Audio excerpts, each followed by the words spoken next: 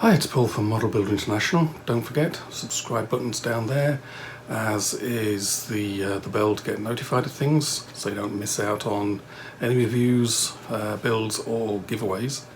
Today we're going to have a look at the latest book from Nuts and Bolts. This is volume 43, and this one's on the Sd.Kfz.9.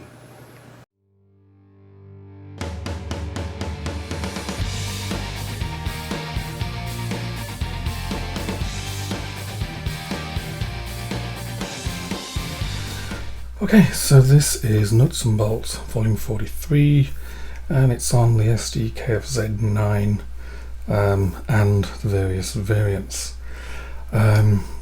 So we've got, I think, 232 pages.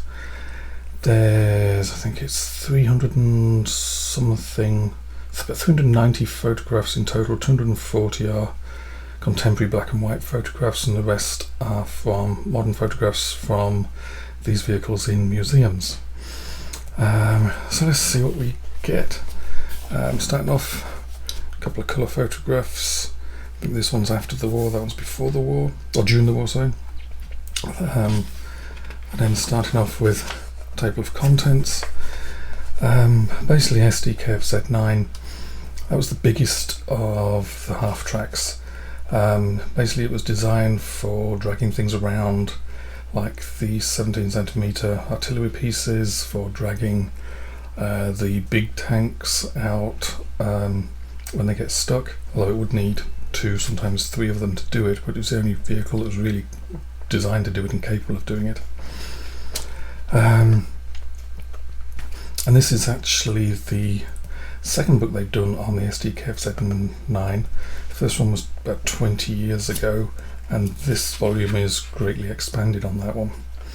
So let's go through. It starts off with the development of the vehicle, the different versions. Here you can see the Sd.Kfz 10, 11, 6, 7, 8 and 9. The 9 is the biggest one with a towing capacity of 18 tonnes. Some of the ideas they had. The early versions here, going through the main tasks, general description, development of the vehicle, one of the first engines used, later engine, difference in drive wheels between the 3 different versions of the Sd.Kfz.9 that were built,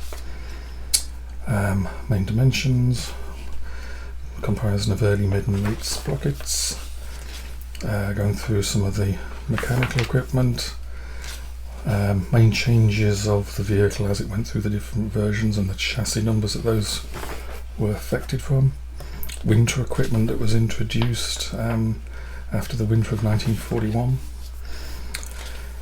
Then to the versions. The Sd.Kfz.9-1 had a rotating crane on the back. As you can see, the text is always in English and German. The English is perfect. I find very few errors in that. Sd.Kfz.9-2, basically with a much bigger crane on the back. There's photos of all those later. There's one there. And the Sd.Kfz.9-3 with a 40-ton winch, and then another version with an 88mm on the back, and then going through troop conversions with smaller cranes, recovery spade that came to be added at a certain point, basically for allowing it to use a winch to drag things out of places when they get stuck. A couple of paper projects that never made it to production. All about their production plants, where they were made, who made how many. You can see some photographs of the factories. Series production, basically going through that. Army use, repair, replacement plans. Going through all the suppliers, even down to the instructions for the drivers. Use with other armed forces. Some of these went on till later, I think. Some here, was it the Finnish ones were used till 1966. overview of vehicle use. Operation dragging the 21cm Kanone 39.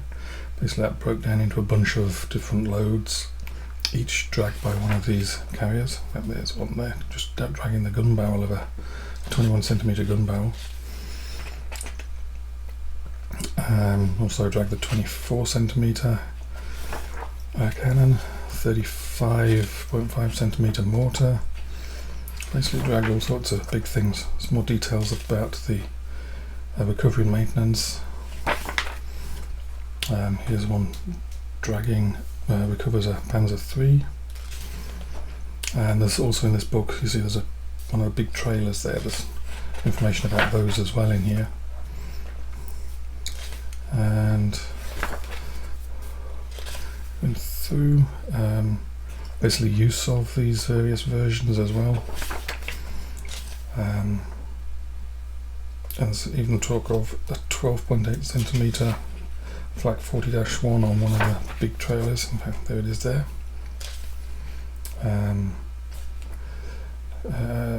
That's a Russian conversion of one. So basically every practical detail you can think of for the Sd.Kfz.9 is in here. The different versions, how they were used, who used them, how often they used them, and so on and so forth. Everything you could possibly want is in here. Talking about modelling, so there's details there, basically reviews of a couple of kits and a big long list of who makes what in the various scales. 135th, 172nd. Acknowledgements, bibliography, 9 primary sources used. Then into the photographs, and basically it goes through almost in chronological order, basically starting with the early ones, and see there's the trailers that the Sd.Kfz.9 was designed to drag around.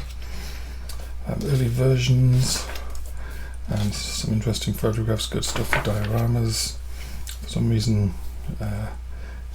there's a few photographs with basically civilians, like a photo op sort of thing. This sort of arrangement seems to be a photograph that people like to take for some reason. There's, as I say, about 240 black and white photographs in here. The text underneath all of them explains exactly what's going on in each. You get close-ups of things that are of interest, variations on the vehicles are explained.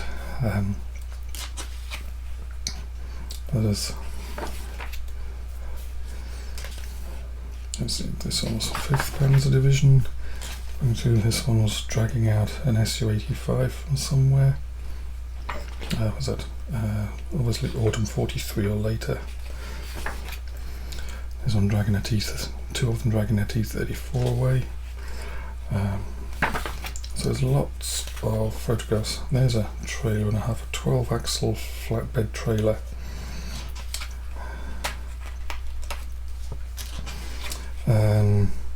Basically these were specialised trailers. This one's probably being used on the Atlantic Wall to transport guns around, or gun barrels. Similar trailer loaded with wooden beams. And this one here, these two are dragging a trailer, that's a truck. And then going them all, there's basically loads of them dragging pretty much anything and everything they can use to get dragged around. Interesting photograph of the underneath. There's the spade at the back. Somehow I think this one was laying a cable into a ditch.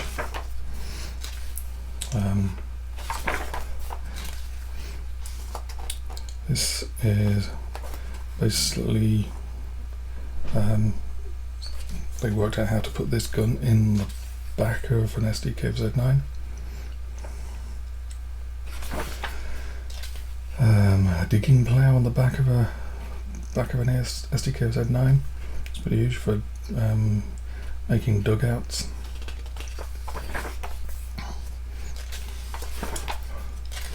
I'm going through this, dragging a Tiger 1. Is on an Sd.Kfz.9-1. Photographs of that. This one's at Dieppe.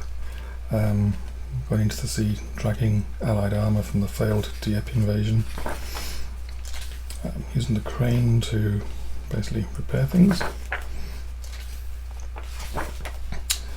This here is an Sd.Kfz.9-2. You see the huge, great big counterweight that they used.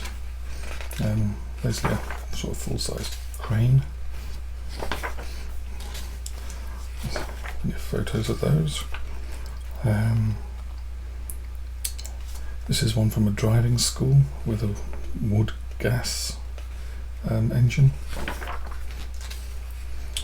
Then we got Finnish Army ones.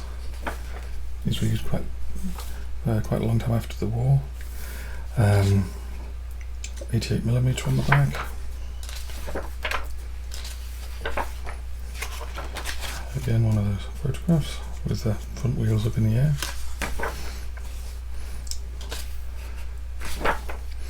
Here we come on to all the different trailers that were used. There's quite a few photographs of those with all sorts of stuff on the back of them. This is a very rare Panzer IV with extendable fire ladders.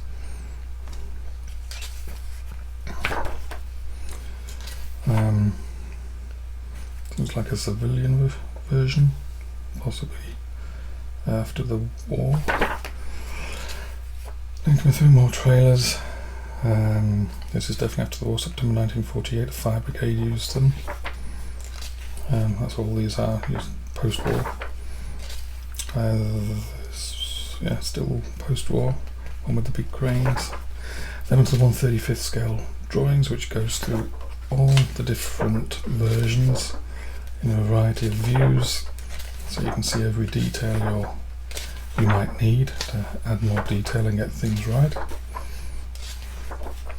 A whole heap of images here, including the trailers as well.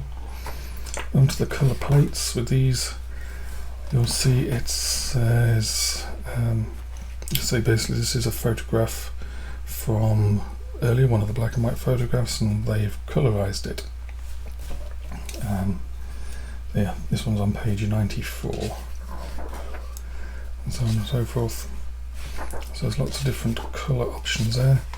Then we get on to the ones that have been preserved. Apparently there's several have survived the war and been restored. So what they did was they used one as like the main subject of the photographs, and then used other ones and took sort of part photographs of parts that are of interest that are different from the main one. So there's lots of photographs here, and you get lots of close-up photographs of specific parts that nobody would think to photograph unless they were doing a book just like this, or designing a manual or something. There's a ton of detail in here about the fine details that you might be interested in. Here's one of the cranes that survived the war. Underneath the cargo body, you can see the winch, or the cable drum for the winch. And then again, more part views in places you don't normally get to see. Part of the crane, 88mm that was fit on the back, and then some kits that were built. This is Tamaya one.